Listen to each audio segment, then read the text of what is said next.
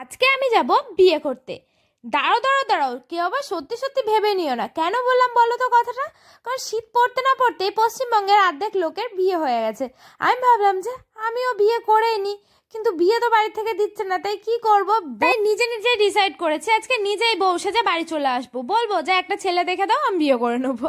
তাই সাথে কিন্তু বোনকেও নিয়ে নিয়েছি, কারণ নিত বরের মতো নিত বউ তো প্রয়োজন, তাই না? তাড়াতাড়ি করে মাকে বললাম মা খেতে দিয়ে দাও, আর মা তো খেতে দিয়ে দিয়েছিল, বোনও খেয়ে নিচ্ছিল, আর সাথে আমিও খেয়ে নিচ্ছিলাম। কারণ না খেয়ে দিয়ে গিয়ে অতক্ষণ ধরে সাজা যায় নাকি? বাবারে বাবা, খিদে তো পাবেই। আর বিয়ের সময় নাকি মানুষ খায় না, কি করে না খেয়ে থাকে? আমি তো আবার খিদে সহ্যই করতে পারি না। আমার মতো কে কে খিদে সহ্য করতে পারো না কমেন্টে জানিও। আমি শুধু ভাবি আমার যে বিয়ের দিন কি হবে, এতক্ষণ না খাইয়ে রাখবে, কি করব। তো খাওয়া দাওয়ার পরে আমি আর বোন কিন্তু বেরিয়ে পড়েছে। রাস্তা দিয়ে কাকি বলছিল কোথায় যাচ্ছিস? আমি বললাম বিয়ে করতে যাচ্ছি, তুমি যাবে নাকি? চলো আমার সাথে। আমি কিন্তু বউ সাজতে পার্লারে চলে এসেছি, আর এসে দেখি কি একটা মেশিন দিয়ে আমার চুলে ক্রিম্পিং করা শুরু করে দিয়েছে, হিট দেওয়া শুরু করে দিয়েছে। আর তোমাদের সাথে আমি মজা করছিলাম গাইস, কারণ আজকে ছিল আমার একটা ব্রাইডাল শুট।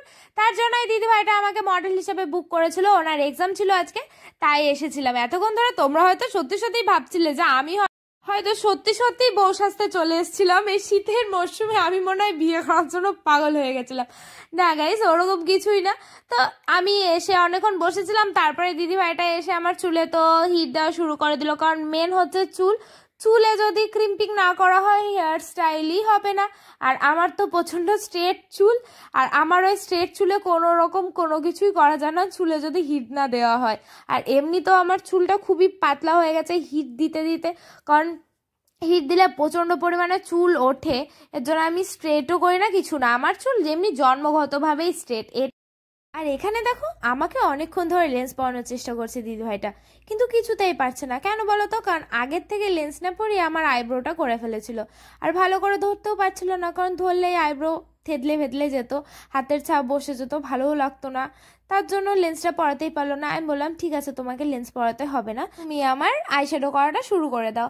তাই আমার আইশ্যাডো করাটা শুরু করে দিল। আর মেকআপে তো টাইমের একটা ব্যাপার থাকে না, যেহেতু এক্সাম চলছে, তাই আমি আর দেরি করতে বললাম না। কারণ আমার যদি লেন্স পরে পরাতে যেত না, চোখ দিয়ে জল অনর্গল বেরিয়ে যেত, আর লেন্স আমি না পরতে পারি না। এর জন্য আমার আই শ্যাডোটা করা শুরু করে দিয়েছে। দেখো একটা ক্রস কাটিং ভাবে আইশ্যাডো করেছে। আমারও তো নামটাম জানা নেই, কারণ আমি তো মেকআপ আর্টিস্ট নই না। ভালোই লাগছিল বেশ। এবার দুটো চোখে কমপ্লিট হলো, তোমাদেরকে আমি দেখাবো কেমন লাগছে। আর এই যে আমার বোন বসে বসে বোর ফিল করছিল, তাই একটু বসে বসে ভিডিও বানিয়ে নিচ্ছিল। এদিকে বোন ভিডিও বানাতে বানাতে আমার আই মেকআপ কিন্তু কমপ্লিট হয়ে গেছে। তারপরে মুখে লাগিয়ে দিয়েছিল ফাউন্ডেশন। আর এদিকে কিন্তু সবাই সবার কাজ রীতিমতো করেই চলেছে, কারণ কে ফার্স্ট হয় এটাই হচ্ছে দেখার বিষয়, কে কাকে কেমন সাজিয়েছে। আর সবাই তো বড় বড় মডেল ছিল, তার মাঝখানে আমি একটা চুনোপুটি ছিলাম, আমার তো ভীষণ ভয় লাগছিল। আর আমার বোন আমাকে দেখে এসেই যাচ্ছিল, কারণ আমাকে তখন লাগছিল পুরো ভূতনির মতো। তারপরে ওকে ওই দিদিভাইটা ফুটি কিনে দিল, ও বসে বসে ফুটি খাচ্ছিল, কারণ ও খুবই বোর ফিল করছিল। ও তো লাস্টে বাড়ি চলে গেছিল।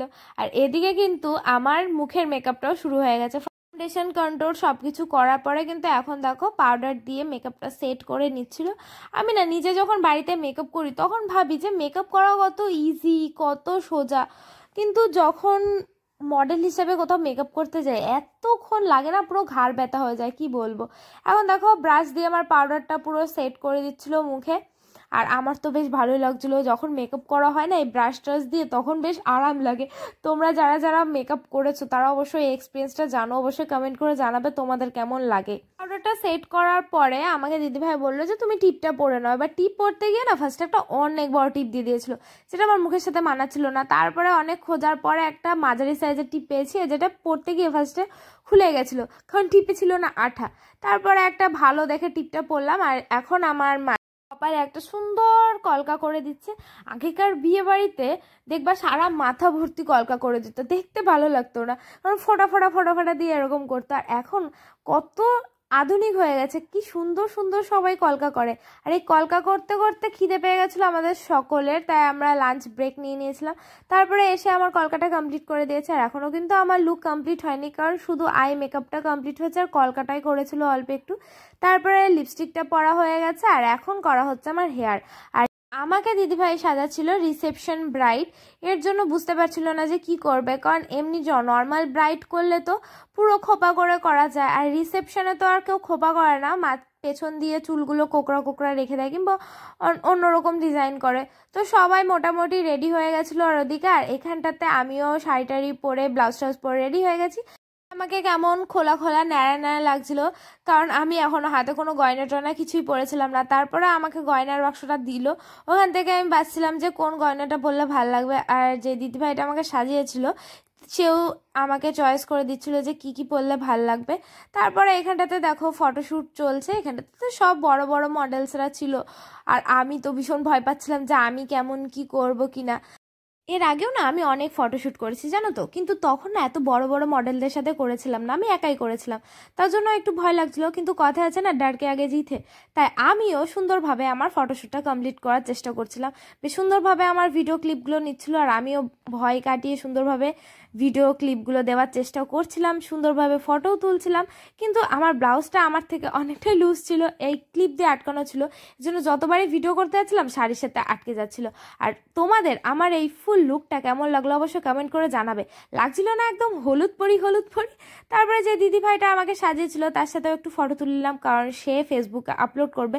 তোমরা যদি চাও ওই দিদিভাইয়ের কাছ থেকে সাজতে, তো অবশ্যই কিন্তু আমাকে কন্ট্যাক্ট করতে পারো, আমি ওই দিদিভাইয়ের সাথে তোমাদের যোগাযোগ করে দেবো।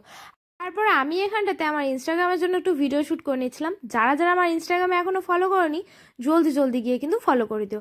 জানো তো আমি যতবারই সাজি ততবারই এসে বাপিকে ফটো দেখালে বাপি তো ভীষণ খুশি হয়, বাপি চিনতেই পারে না। বাপি বলে তোকে একদম রাজকুমারীর মতো লাগছিল। বাবার কাছ থেকে এরকম কমপ্লিমেন্ট পাওয়া বেশ ভাগ্যের ব্যাপার, আর বাবারা তো নিজের মেয়েদের রানী বলবেই, তাই না বলো? ফটোগুলো তুলেছিলাম সেগুলোর মধ্যে কিছু তোমাদের সাথে শেয়ার করলাম, কেমন লাগছে অবশ্যই কিন্তু কমেন্টে জানিয়ে দেবে। আর আজকের ভিডিওটা কেমন লাগলো সেটাও জানিও, ভালো লাগলে লাইক শেয়ার করে দিও, আমার পেজটা ফলো করে দিও। তো আজকের জন্য বাই, দেখা হচ্ছে নেক্সট ভিডিও, বাই বাই।